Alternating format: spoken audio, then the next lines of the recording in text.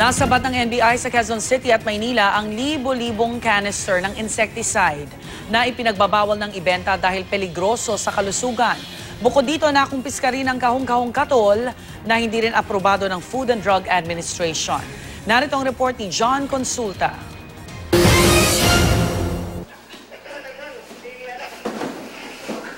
Sa bisa ng isang search warrant, pinasok ng NBI IPRD ang 5 target area sa Maynila at Quezon City. Sa gusali pa lang na ito sa Binondo, kasya sa isang 10-wheeler ang tumambad na libu-libong canister ng insecticide na butiki na kabilang sa pinagbabawal na insecticide ng Food and Drugs Administration. May kulay dilaw, berde at pula ang naturang China-made na water-based insecticide na may kanya-kanyang scent pa. Lubharaw peligroso ang murang insecticide dahil base sa eksaminasyon ng FDA, matapang at delikado sa kalusugan ang chemical composition ng insecticide na ito na galing China.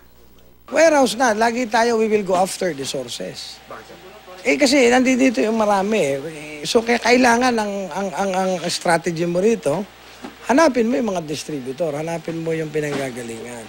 Kasi yung mga nasa tindahan, konti lang yan Sa isa pang warehouse, nakumpiska naman ang kahong-kahong katol na may tatakding butiki na wala sa listahan ng mga aprobadong produkto ng FDA.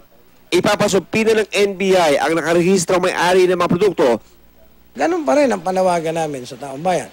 Tigilan na ho ninyo ang pagbili ng mga ganitong klaseng produkto kasi ito ay makakasama sa ating kalusugan at nakakaapekto rin sa ating kapaligiran.